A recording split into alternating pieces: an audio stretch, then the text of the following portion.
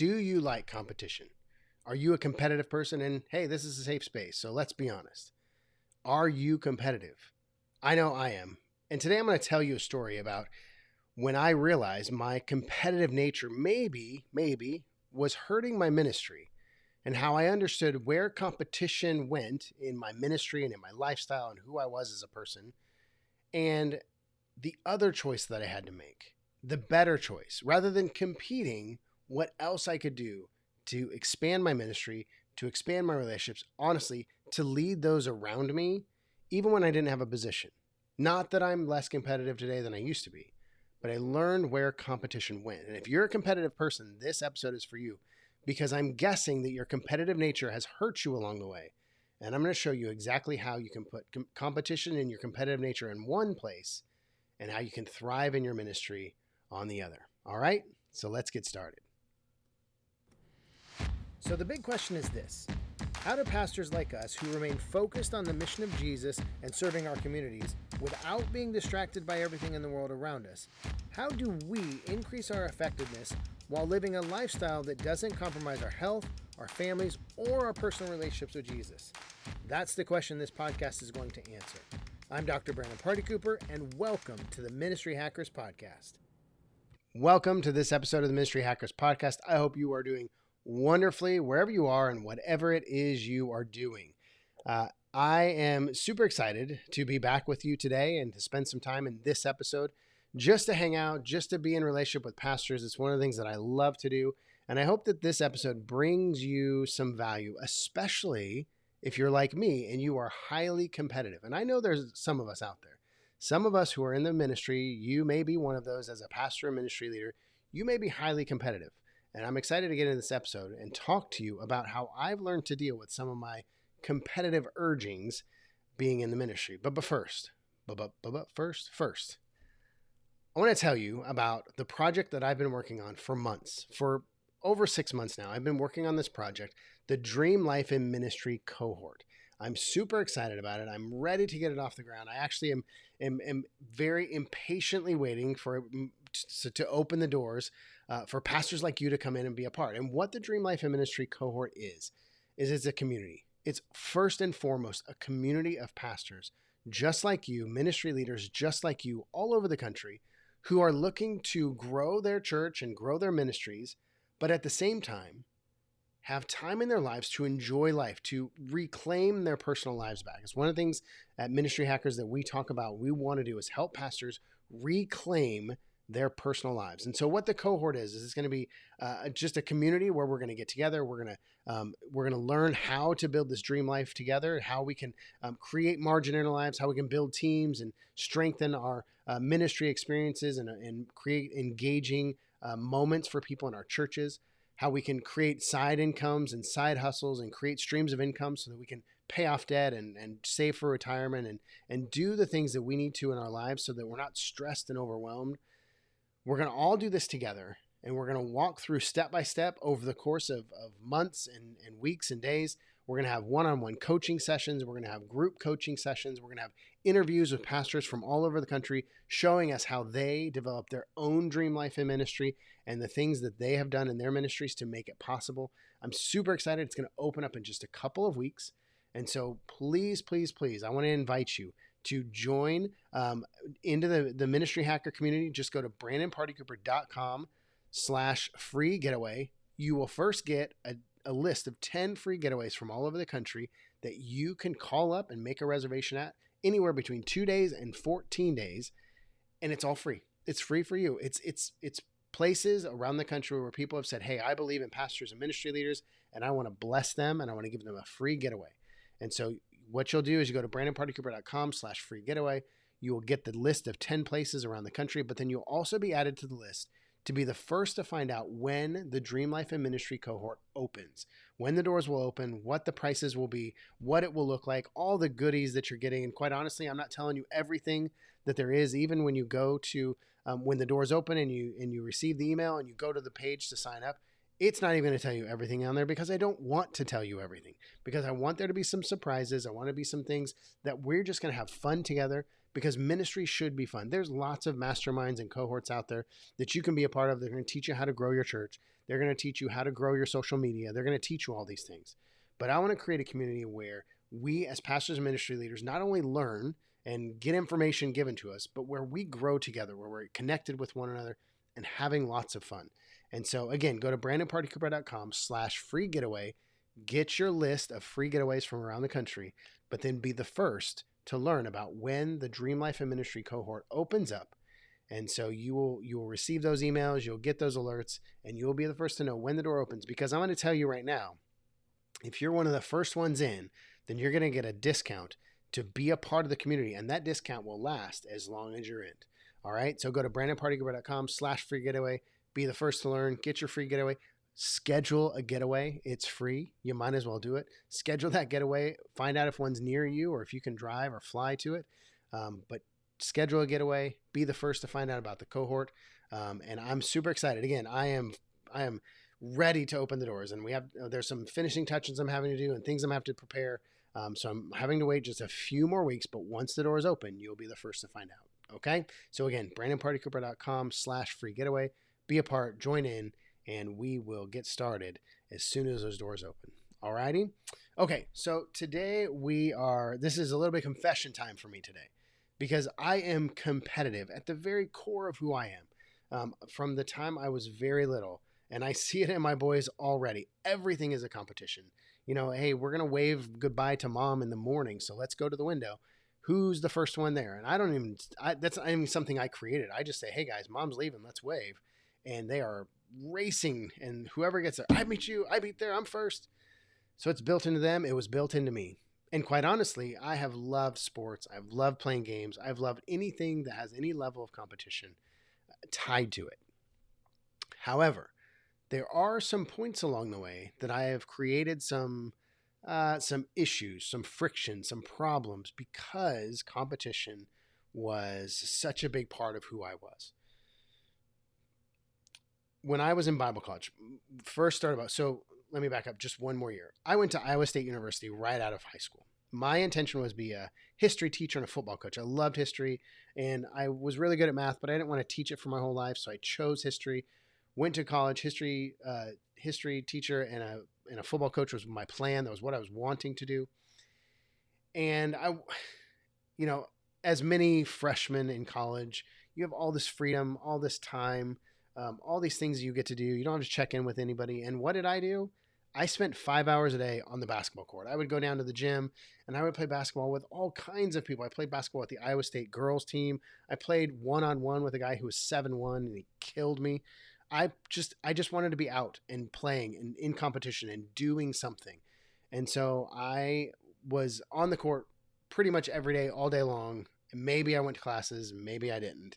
I didn't do so well at Iowa State, and I wonder why. But I transferred to Bible college, and I still spent a lot of time on the basketball court. And about 2 or 3 weeks in, I was on the court and playing, and I had a few run-ins. Somebody would foul me a little harder than I expected, or I would get a little rambunctious when I would make a good shot, or I'd win a game. And when you play at a state university, there's a little bit of trash talking.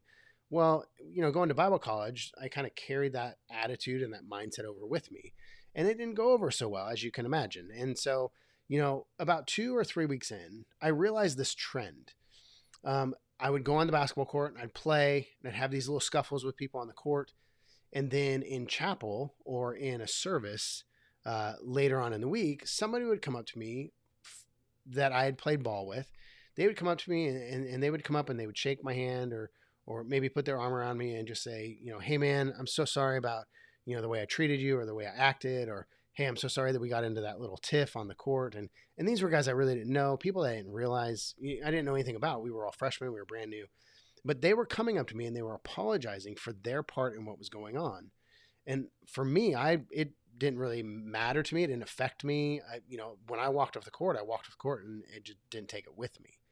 But what I realized is that my level of competition and my need and desire to win was creating this tension with all kinds of guys on campus.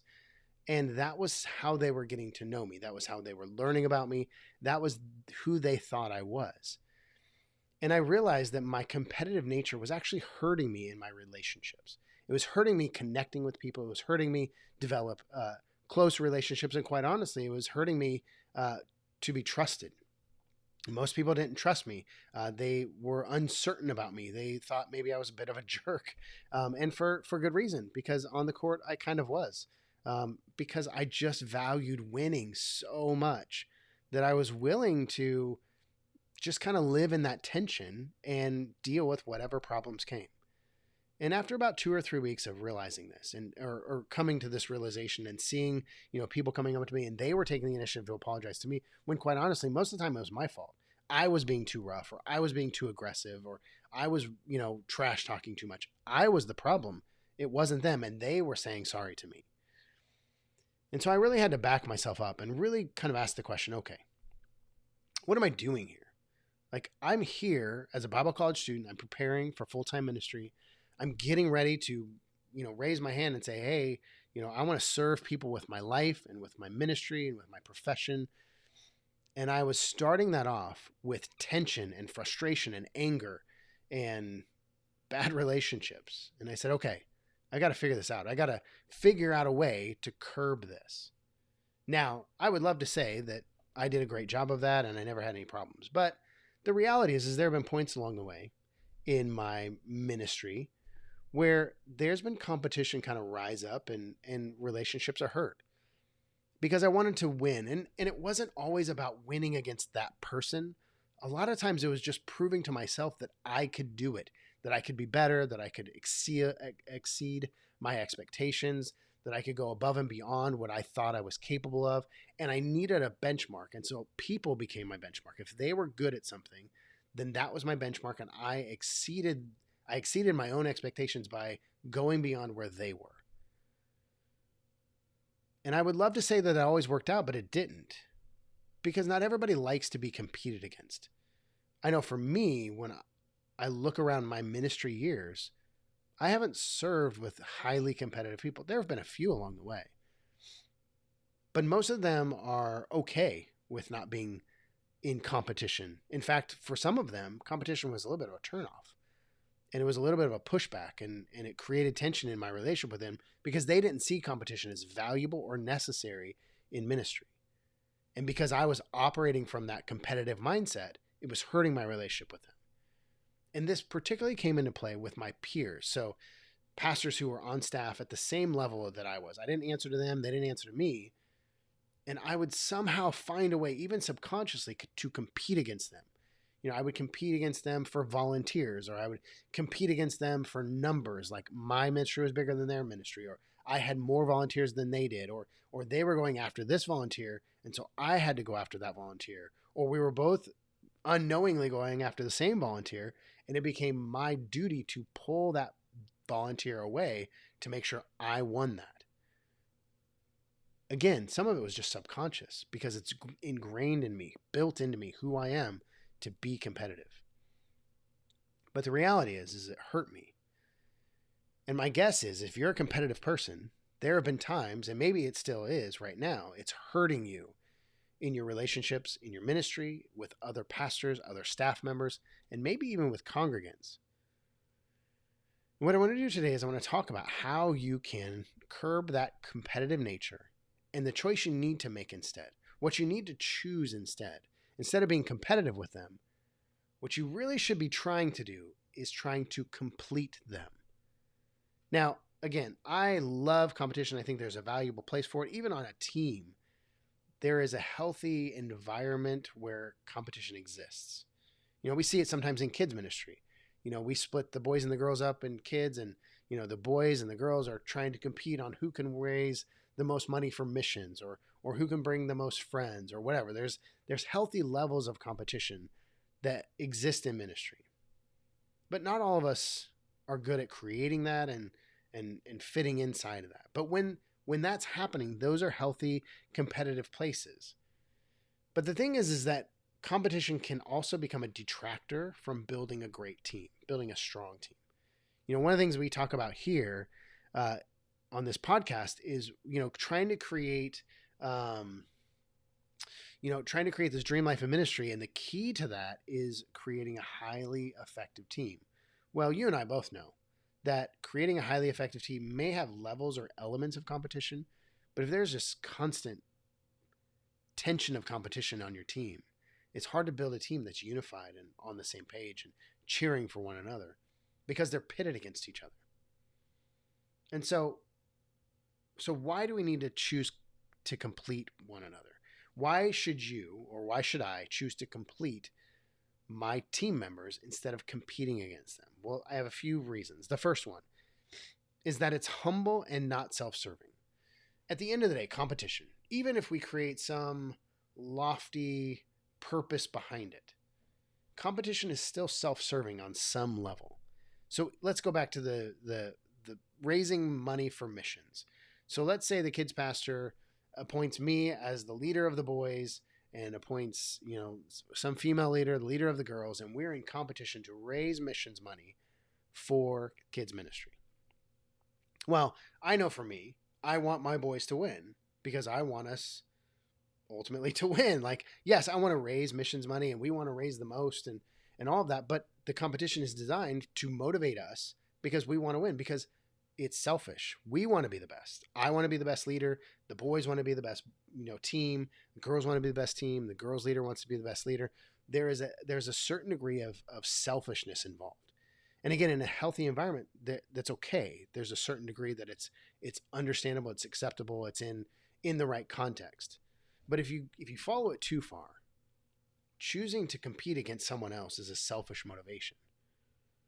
But if we choose to complete other people, we choose to fill in the gaps for them, or we choose to do the things that maybe they can't do or aren't able to, whatever, that is service. That's serving one another. It's serving your team members. It's going beyond beyond my needs, and it's humbling myself and saying, okay, I'm going to do what needs to be done for them. And we're going to accomplish this goal together rather than me competing against them and me rising to the top by myself to win. So that's the first thing. It's a humble approach rather than a self-serving approach. The second reason why we should complete each other instead of competing against each other, it seeks to complete fellow teammates. It shows our level of maturity. Immature leaders are competing all the time. And that's where I was. That's where I've been at points. Because especially when I'm feeling like I'm not good enough, when I'm feeling like I have to prove something, competition gets really heightened. Because I'm not in a mature place. I'm not in a healthy place. And I find myself having to prove that I can do more than you, better than you, rise to the top over you, whatever. It's when we choose to complete one another, we choose to complete our teammates. What we're really doing is we're choosing a more mature approach to our team dynamics and operating on a team. So it's a more mature approach. The third thing is ultimately you learn to be a team builder. And as any leader, as any pastor, ministry leader, any leader at all, you have to be a team builder. You have to. There's no way around it. If you're not a team builder, if you're not able to bring people together and build a team to accomplish something, then you're really not a leader at all. You're really just using people to get you to where you want to be. You have to build a team to empower the team. And when you're operating in competition, that's really hard to do. But when you are completing one another, you're completing those around you on your team, you're learning how to build that team. Even though you have no influence necessarily, you're not over the team, you're not in charge, but you're choosing to complete your members of the team, and that's team building. Instead of being a solo act, you're building that team. And ultimately, that just builds your own leadership skills. It makes you a better leader because you're a team builder rather than a solo leader, just trying to raise up your name and raise up your agendas. And then the final reason is why you should seek to complete instead of compete is you're all in this together. If you're on a team, if you being on that team, if you're competing all the time and you're rising above them and pushing them down, and then maybe somebody else on the team is rising above you and pushing you down, you're all in this together, and you're never going to get to where you want to be if everybody's constantly pushing each other down. I don't know if you ever watched the show Lost. It's one of my favorite shows of all time. But there was a character on there, Jack Shepherd, and he made this comment early on in the first season, but it kind of popped up throughout the course of the series. But he would say, "We will live together, or we will die alone. We will live together, or we will die alone." And as team members in ministry, I think there's enough evidence to look around and see that is 100% the case.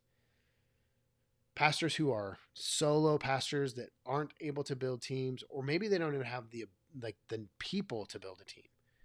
It's really hard for them to go beyond where they want to be. And maybe that's where you are. Maybe you're sitting there as a solo pastor and you just don't have the resources to build a team.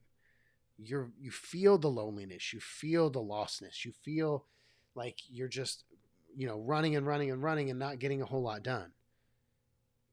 And part of that's circumstantial with where you are. But imagine if you were actually on a team, but you operating like you were alone because you weren't able to build that team. You weren't able to complete one another. You weren't able to raise your team members up. You were always worried about raising yourself up and winning. You always worried about you winning rather than the team winning. Together, we're always stronger. Together, we will always get more done. Together, we will accomplish more.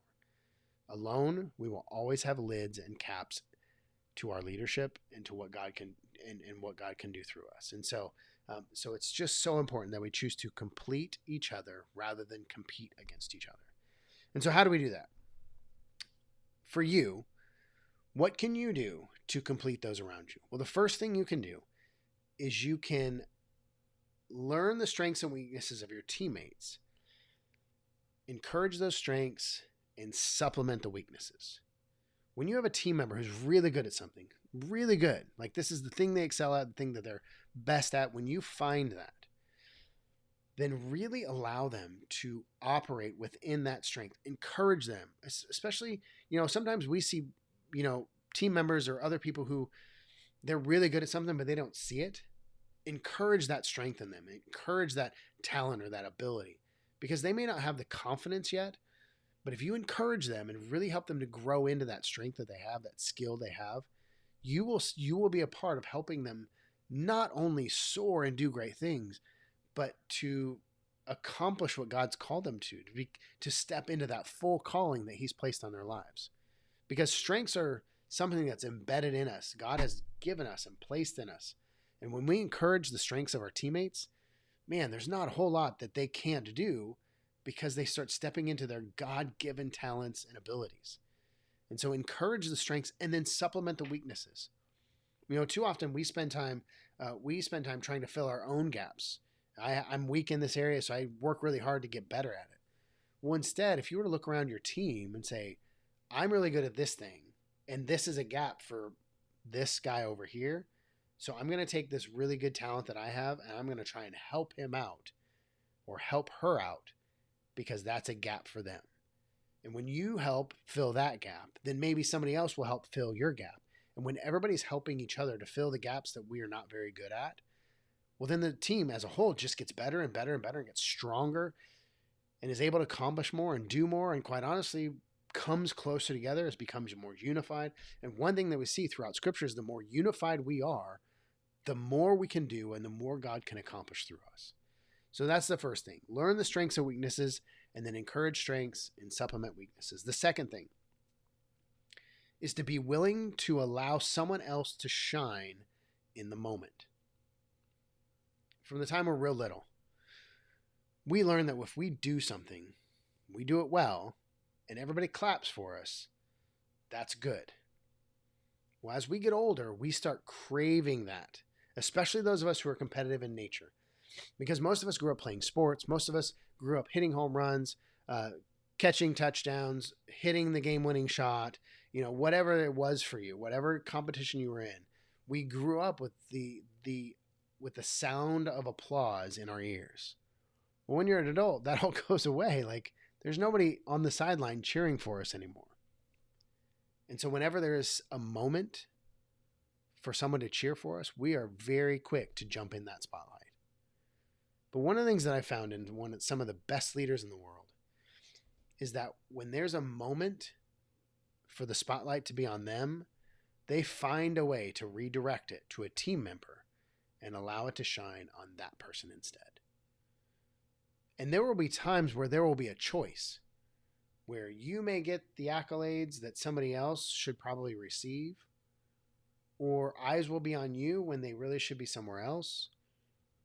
And you will have the choice to say, yes, it was me. You're very welcome. Or you can point and say, no. It was them. Applaud them. Cheer them on. Because they were the ones that made this happen. It's one of the things that I've learned over time being in ministry is there is a lot more satisfaction for me when I can applaud my team members and I can shine the spotlight on them. And so whenever you can, allow someone else to shine in the moment. The third thing, let the best idea win and don't hold agendas. I know how it works. You go into a brainstorming meeting, you're in a staff meeting, and there's an idea on the table and there's differing opinions. I'll be honest with you. There have been times where I have died on the hill of my opinion because I was just so strongly convinced that it was the right one. And I can also tell you that even in the times that I was 100% right, I still lost because there were people hurt in the wake of that. And yes, maybe I was right, but I lost people along the way. And so was it really worth it? Most of the time, no, because we have a tendency to die on hills that we never should. The issues just aren't that big. But we choose to die on the hill of our opinion rather than value the relationship right next to us. And so allow yourself to let the best ideas win. And sometimes maybe not the best ideas win, but somebody else's idea rather than yours. There are just times when you put people in front of the decision being made and you let the team decide rather than you being by strength of personality and strength of will and the desire to win. You allow somebody else to do it. You allow somebody else to win, somebody else's idea to shine through, somebody else's idea to rise to the top. Don't hold your own agendas. Because when you hold your own agendas, you lose sight and you become tunnel vision and you fight for things that you shouldn't fight for. Allow someone else to win. Step aside, share your ideas, let them sit in the room, let somebody else grab a hold of it if they want to. But sometimes you just have to learn to not fight for every single idea you have to win. Sometimes you just have to let other people do it.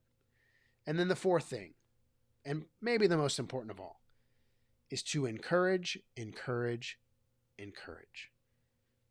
In ministry, we all deal with doubt and discouragement, even the most confident ones of us. We still have moments where we question ourselves. We question whether or not we heard God right in that moment. We question the decisions that we make. We question ourselves. We deal with doubt and discouragement all the time. And when you look around at your team and your other team members, if you think they don't, you are dead wrong, because we're also really good about covering it up. We all deal with doubt and discouragement, and most of us just won't admit it. And so as a leader, as a pastor, as a ministry leader, you have to assume there are people around the room with you on your team who are struggling with doubt and discouragement. And so if you take the time to encourage them, you take the time to praise them, you take the time to notice the things that they're doing, especially when you notice the things that they're doing that nobody else does. And maybe the things that they don't expect anybody to notice because they purposely do it in the shadows. They purposely do it behind the scenes. They are purposely trying to not be noticed. If you notice them, it's going to boost their confidence in incredible ways. Because not only did you notice, but they know you actually had to be intentional and try to notice. And that shows that you value them as a person. Encourage. It's absolutely vital to the strength and health and overall morale of your team. And if you can be the one to offer that, if you can be the one to offer the encouragement, you can be the morale booster on the team. If you can be the one to lift everybody else up, even though they may know that you are super competitive and you like to win and you like to be on top, it's going to speak volumes to them as individuals, as pastors and ministry leaders, but also as members of your team who value you. if you value them and lift them up, they will be loyal to you and they will trust you and they will rely on you. And at the end of the day, they will be thankful that you are on the team. When you're able to raise the success level of your members by encouraging them, you will overall raise the success level of the team. And isn't that what we really want? Isn't that really what we're looking for? Is we want to raise the success level of the team so that we can do more great things for God. So we can reach more people. We can change more lives. We can take the gospel places we haven't taken it before. We can make a greater impact because as a team, we are unified. And what Scripture tells us is the more unified that we are, the more God can do through us. So again, I get it. I'm super competitive, and if you are too, don't be ashamed of it. Don't try to hide it. Don't try to squelch it. Don't try to pretend like it's not the case. Embrace the competitive nature you have because God's given it to you for a reason. You just have to learn how to use it properly and choose to compete your team members before you choose to compete against them. Complete them before you try to compete with them. Because when you take the time to complete them and you take the time to build them up and strengthen them, encourage them, all those things, then in those off times when you are competing against them, it's all in fun. It's all in good nature. It's all honestly becomes almost a team builder because you're competing from a place of love and compassion and strength rather than selfishness and desire to win. Complete them first, compete with them second, and it'll all be good in the end. All right? Hope you have a wonderful day. Again, go to brandonpartycooper.com/free getaway. Receive your 10 free getaways that you can use throughout the country, but also be the first to learn about the cohort that's opening up in just a couple of weeks. So excited to get it started. So excited to see you in the cohort. Glad you're here today on the podcast, and I look forward to seeing you in the next episode.